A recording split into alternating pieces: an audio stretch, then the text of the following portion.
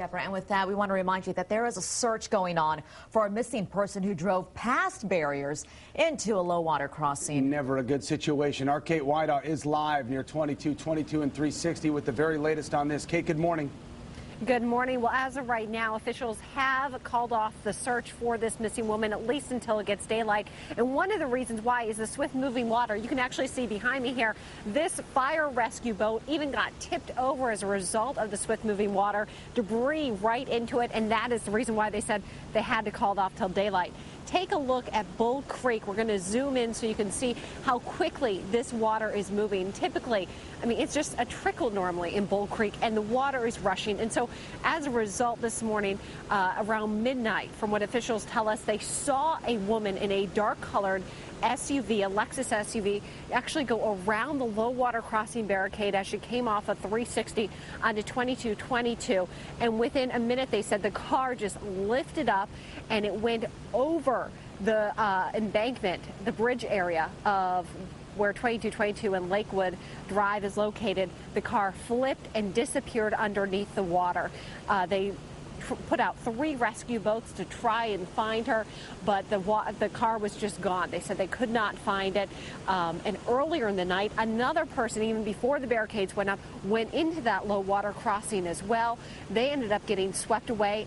That woman was able to actually get out of her vehicle, and officials were able to rescue her over by the County Line barbecue area, which is actually several feet away from where that bridge is even located.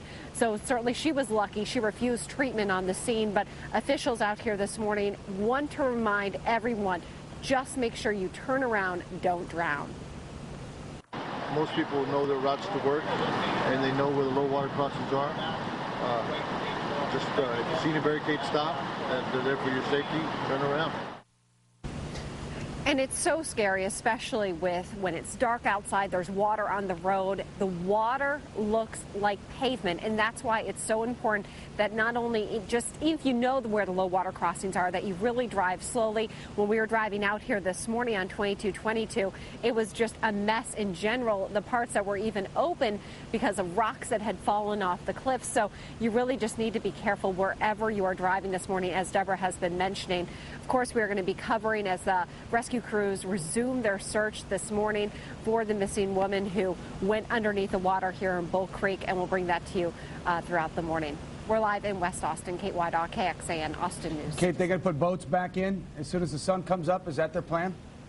That's their plan. You know, they put out 3 rescue boats whenever they saw this happen, and they said it was too dangerous for them to continue on with the search. And so they ended up having to call it off. And of course, they walked the banks, they looked for the car, but the car literally disappeared. And they said, you know what, it may be out in the lake by now, because as you know, Bull Creek winds around and goes past the County Line barbecue, and then it heads out to Lake Austin. So they said, you know, it may actually be down that direction at this point. Unbelievable. All right, Kate Whiteout with the latest. We'll continue to check in. Thank you so much, Kate.